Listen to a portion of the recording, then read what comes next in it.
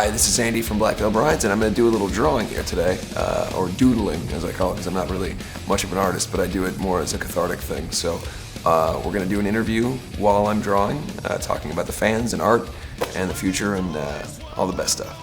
Build my life on broken bones. Not living for this anymore. You wanna fight, I'll bring the war. It's sort of interesting because I think that there certainly is an archetype for any audience, whether it's someone who's a comic book fan or a fan of kind of anything that is, I guess because rock is so kind of marginalized in terms of the audience, it develops kind of a cult following. And so those cult followings tend to be what is seen most often as what the archetype of what the fan is. The interesting thing about that is if you go to like a Comic Con or something like that, and the reason I use the example of comic books is that I know many people, even myself and many others. I would say that Gerard Way is a great example as someone who's in one of the most successful rock bands, or was in one of the most successful rock bands in the world, and yet writes comic books and knows everything about the history of comic books. And that's not necessarily the person that you would associate in terms of the classic archetype with that type of fan. So when I look out at our audience, I don't necessarily see one type of person, but I know that when I look at the statistics for what the interests are of the people who like us, there's usually a safe bet that there's common interests or things that they also enjoy. But I don't want to paint with a broad brush, so to speak, because I think that ultimately there's always a difference of opinion or a difference in why people like something. I always make the thing that I always say that we have fans from sort of 6 to 60, and it's true. Because of the classic rock influence and because of the kind of, in some ways, throwback elements, though they aren't necessarily intentional, I'm not going up there to try to bring back days of old or whatever, but because of the influences that we have, a lot of times older people will enjoy the show for almost nostalgic purposes. So we have people of all ages, but in terms of what a Black Veil Brides fan wants or likes, I don't necessarily know that I'm qualified to answer that, and I think someone who is maybe a bit more, maybe someone who hasn't spent so much time with their fans would be able to pretend that they know what they think. I try not to insult their intelligence that way. I'm just a guy in a band who writes songs, you know? The things that I expected from rock bands were so categorically different than what you can expect today just by virtue of what social media is and how it exists. It didn't exist when I was a kid listening to rock bands. If I was so lucky as to go to an Alkaline Trio show and see them walk to their bus and maybe Matt came out and autographed something and I met him for half a second or whatever else, that was enough for me to go on for, a year's worth of bragging and talking about that experience.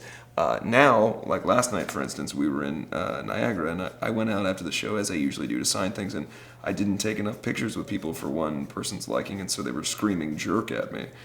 So I don't really know what people should expect. Now, I only say that because that's an example of how things can go awry and how people don't necessarily get the message of the idea. The vast majority of our fans do not have that. I think that people who are truly a fan of something don't have that. But I don't really know what the expectation can be of someone when it comes to a band or an artist when the very existence of social media requires people to constantly be available. I try my best to be a human being who is honest and open with our fans, and I try my best to be available to the people who essentially and thankfully create my career, give me a chance to be in a band. But I don't know to what end. I don't know what, at the end of the day, I don't know what that does for people to be around someone or to be able to have someone follow you on Twitter or any of that, because I can't really relate to it. It didn't exist for me as a kid, and so I don't have that level of understanding. I think that it's going to be very interesting for the bands that come up in the next 10 years who grew up with social media and those kind of things around them. I don't know. It'll be very interesting to go in the next 10 years and see bands that grew up with Twitter and grew up with that. Because, I mean, at the very most, I didn't even have anything but dial-up internet until I was well into high school. We didn't have cell phones.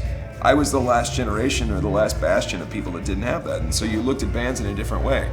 If I went to Warped Tour, there weren't signings. There really weren't. When I went to see Rancid or AFI or any of these bands at Warped Tour, they weren't standing at their booth. It wasn't until the final Warped Tours that I started going to as a kid that stuff even was developed. So while I understand it and respect it, I don't really know what people expect of bands because I didn't grow up with that ethic, I guess. If I was lucky enough to meet a band or to see a band, it was everything for me. The one interesting paradigm shift that I've experienced is just that my career is very much predicated on social media. Our success in what we do is based on a fan base that really does truly care about us so intrinsically that they spend so much time voting and talking about us and doing everything they possibly can. So I owe a great debt to social media, but I don't claim to really understand it. Well, I think that I don't really look at a lot of things as challenging from outward perspective. The biggest challenges I face are always just the struggle that you fight when you're trying to create something that you feel is positive or something that's going to be impactful or that you spend a great deal of time on, and the world around you is unwilling to accept it or be interested in it. But that's a struggle that I think every artist of any medium has faced since the beginning of time. You want to do something that you feel is important or fun or exciting, or maybe the opposite. Maybe it's something that you feel is going to be difficult for people to understand, but you want the world to see it. The biggest struggle I think anybody faces is just the fact that it's a harsh world out there, and when social media and the internet being so prevalent and the way that art is delivered and seen, the vast majority of people that are seeing something, the first thing that they're doing is saying, "Oh, this is terrible, and you're a fag," and whatever. And by the way, that applies to a video of Gandhi giving a speech as much as it applies to a band from Warped Tour putting out a music video. It is universally true that the derision that people feel for anything has become 10 times more obvious with the advent of the ability for people to be able to say that constantly. Who knew that the world was so hateful until the last 10, 15 years? You know what I mean? You get a constant situation where the joke happens where I saw something that was referring to the death of Robin Williams, and it was talking about how people on the Fox News website were referring to Robin Williams as a liberal fag and all this stuff. And I found it so funny that would be news, because that is genuinely what every website of all time has had during the comment section. So I think the biggest challenge that you face as any kind of artist is that you know that your art, regardless of what it is going to be met with a certain amount of difficulty just because of the nature of society. 20 years ago, that wasn't a problem that artists had. They could put something out in the world, and what was indicative of how well they did or how well it didn't do was basically, did people like it, did people buy it, did people want it? Those things can still exist now, and there can be popularity in a subject, but ultimately, you then also have to face the derision of other people. So I think that the biggest difficulty is to remind yourself that you don't want to be around it. So I just don't read that stuff anymore. I'm guilty of it like anybody. When we first started, I was so excited to see what people may think or wouldn't think of something that I did, and this is this thing I'm so excited about, and I just do my best to not read that stuff anymore, because even the best thing that happens is still going to be met with negativity. And so my favorite thing is just when I meet somebody in person, like in a meet and greet or something else, to hear them say something positive or negative. If they say, "I don't like this song," or "I like this song," you can really take it to heart a lot more. Because I can't stop thinking about stuff and working on things. Because if I don't, then the monsters will get me. I genuinely, it's funny, I make the joke, but that was me as a kid. I've talked about it before in public, that a really terrible obsessive-compulsive disorder has developed by the fact that I truly was so afraid of things I couldn't control, that I felt that the things I could control needed to be so controlled and compartmentalized that that's the only way I could exist. So part of the reason that people see so many records from my projects and the things I work on, and I release so much material, is that if I didn't do that, I'd completely go crazy, because I need to have something to source my energy to and something to remove me from my own weird brain, and really focusing on something positive. So there will be an Andy Black record that'll come out next year. I've got about 10 or 11 songs that I wrote for it that I'm really proud of. It's something that's fun for me. It doesn't require a great deal of stress in any way. It's very easy to do in the regard that, not to say that writing music of any kind is easy, but the fact alone that it's just something that I'm doing, and I have time to do it. There isn't a deadline for me. If it becomes something that one day goes into the realm of being something bigger than that, then I'm all for it and excited about it. But as of right now, I really would like to see how an Andy Black record would turn out. I'd like to see how something that I spend a lot of time on in my spare time sort of how people feel about it. What it needs is what it's always needed, which is personalities. The interesting thing about rock stardom, or what people refer to as rock stars, people always say the sentence, the world needs rock stars again. It doesn't need rock stars in the sense that people who act like rock stars. It needs real personalities that are enigmatic and interesting enough for people to associate with. It has them. It has a few of us. Ronnie being one of them, Danny Worsnop, many others, a lot of my friends that are people that you can connect with. Part of the death of rock and roll in the late 80s and early 90s, before grunge came, and part of the reason why it had to come that way, was because there was sort of this characteristic that developed with rock bands where obviously labels were also involved, but the idea was that these guys are successful for this reason. Let's try to replicate that as much as we can so that we can develop further success. And so what you have is like third century copies of a copy that are so homogenized that the only things they're doing is no shirt, leather jacket, that guy wears makeup, he says this, he drinks booze, he writes songs about fucking girls, like that.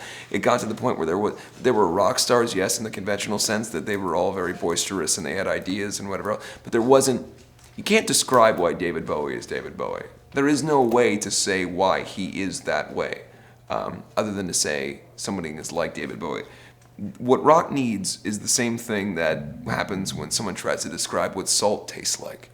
You can't describe it. You can't describe why something is important or charismatic. It just is. And if those personalities come back to rock music, then we can possibly have a rebirth. But there aren't those personalities right now, or there are, but people are unwilling to see them. The reason that hip-hop is so successful and the reason why people like it is that there's art and culture in it. While I don't necessarily listen to hip-hop, I see a world where there is art, there's a community, there's a fashion sense based on it, there's people singing on each other's songs, there's acceptance by popular opinion from it, there's people who want it to exist, there's money that's being put into it, and there's fun in it. When rock can have those things, rock can be popular again. But the problem is that people aren't interested, for the most part, in that in terms of label support. And once people can realize that personalities are what drive rock music, and that the ideas behind rebellion are so innate within everybody, and everybody wants to hear a good rock song, that will also help. The other thing is you have a touring community and a touring world that is predicated on people that are 65 years old and touring in these sheds every summer. 5-6 years, Aerosmith's not going to be able to tour anymore. Kiss is not going to be able to tour anymore. The rock bands that exist to the large-scale community are not going to be able to tour anymore. So what's going to happen? Either rock's going to die completely, or people are going to pay attention to the work that people like Kevin Lyman do and the work that all of our bands do to try to keep rock alive in numbers that are staggeringly growing constantly.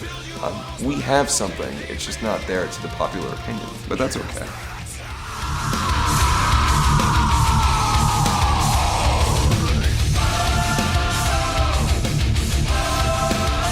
Hi, this is Andy, and I drew this while I was talking to AP. Bye.